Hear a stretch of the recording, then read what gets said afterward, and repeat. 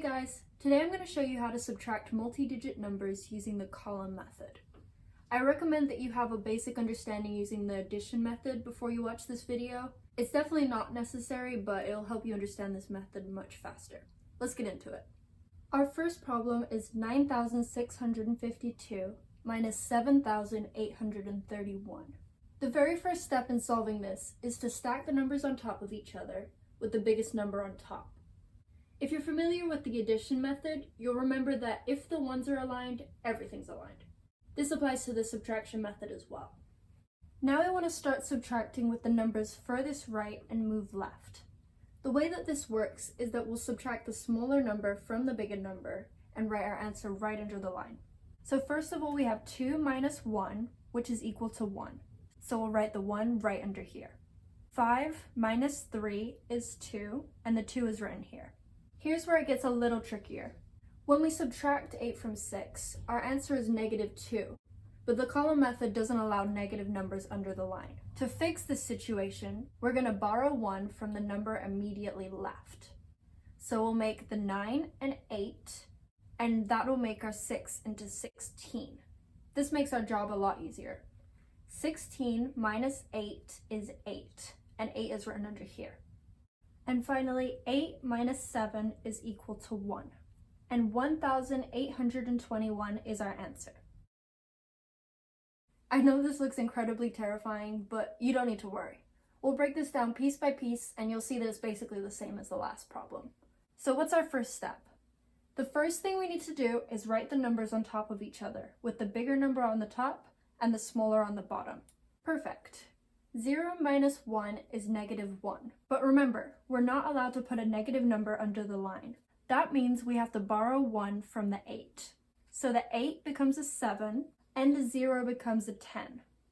10 minus 1 is 9. 7 minus 6 is 1. 9 minus 0 is 9. Now it's time for 4 minus 9. I want you to pause the video for a sec and try to complete this step on your own. If you said to borrow 1 from the 8 to put it with the 4, you would be correct. 14 minus 9 is 5.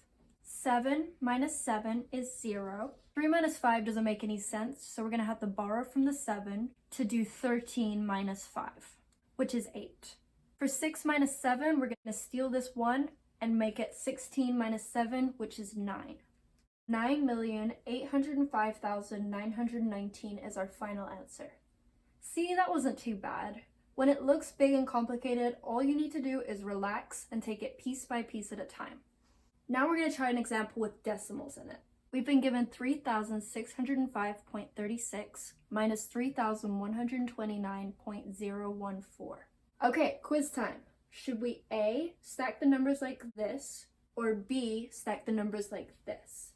The answer is B. Remember, the trick is to always line up the ones place to make sure that everything else is in the right order. Let's begin subtracting.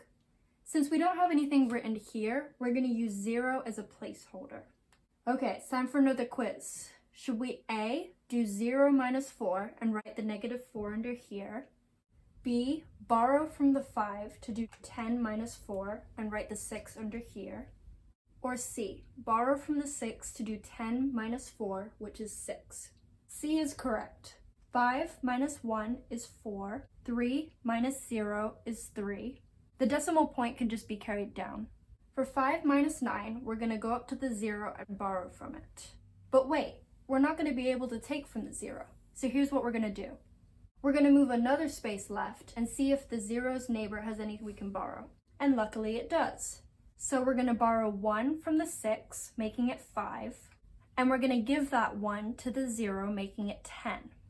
And now we're able to borrow for the 5. We're going to make that 10 into a 9 and put a 1 with the 5 so that we can do 15 minus 9. 15 minus 9 is 6. 9 minus 2 is 7. 5 minus 1 is 4. 3 minus 3 is 0. But we don't need to write the 0. So our answer will be 476.346. And there you go. Now you've learned how to subtract numbers using the column method.